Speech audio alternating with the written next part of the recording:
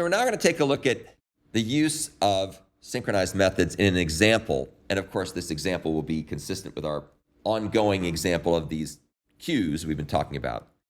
And you'll see how we're going to use this to fix some race conditions in our buggy queue by using synchronized methods. Now, it'll also become apparent that this is only a partial solution. So this is the partial solution using synchronized methods.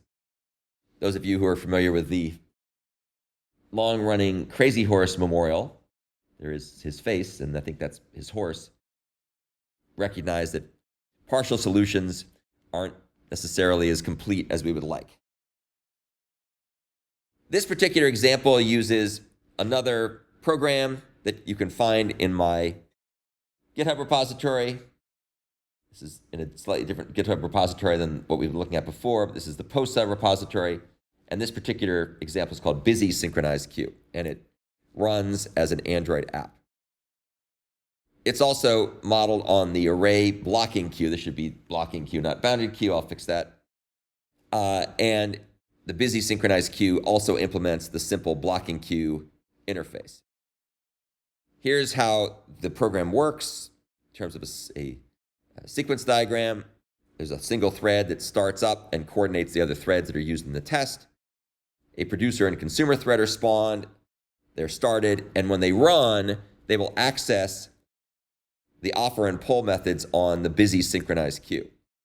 And the nice thing is, unlike the earlier example that used the buggy queue, which was exactly the same code, exactly the same driver code, this test will run correctly since offer and pull are synchronized.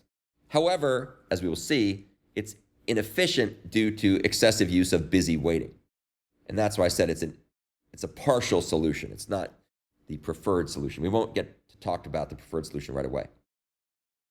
But we will get to talk about how the BusySynchronizedQueue is implemented. And you can see here's what it looks like. So we have a couple of fields, mList and mCapacity. Again, the constructor initializes these things, these fields, and it doesn't need any synchronization, as we talked about before. Here are the implementations of the offer and pull method. If you look really carefully, you'll see that the code is actually identical. There's no difference in the body of the methods. The only difference here is that the method declarations are added or augmented with synchronized keyword provisions. Now, this particular approach, while simple, I think the nice thing is only one of these things can ever be active at a time on a given object, which is good. If we have more complex implementations of the queue, then this approach could be overly limiting and overly restrictive.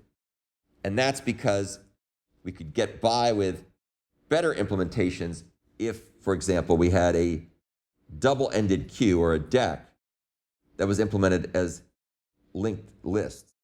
And in that particular case, you might want to have one set of locks for taking things off the front of the deck and another set of locks for taking things off the back of the deck, so that as long as there were more than one object in the queue, inserting and removing could run in parallel, or offering and polling could run in parallel. This implementation does not actually support that capability because it has a single lock, so adding and removing is always serialized, even if it doesn't have to be. When you add the synchronized keyword, as we have done here, two things happen. Thing one is that invocations of offer and pull on the same object cannot interleave. That's just a fancy way of saying that those method invocations are atomic. They run, once they get access to the intrinsic lock, they run to completion. As you can see here, that won't take very long because it's pretty short. But basically,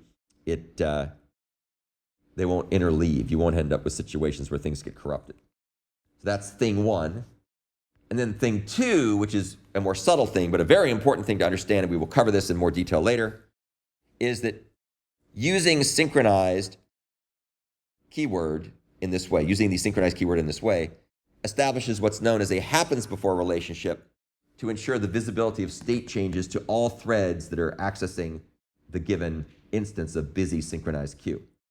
And so basically the idea is that after add is called, but before poll can be called, the state that's been updated in the thread running on one core in a multi-core processor will have been propagated such that when poll is called after this lock is released, it gets the fresh new value that was added in the queue.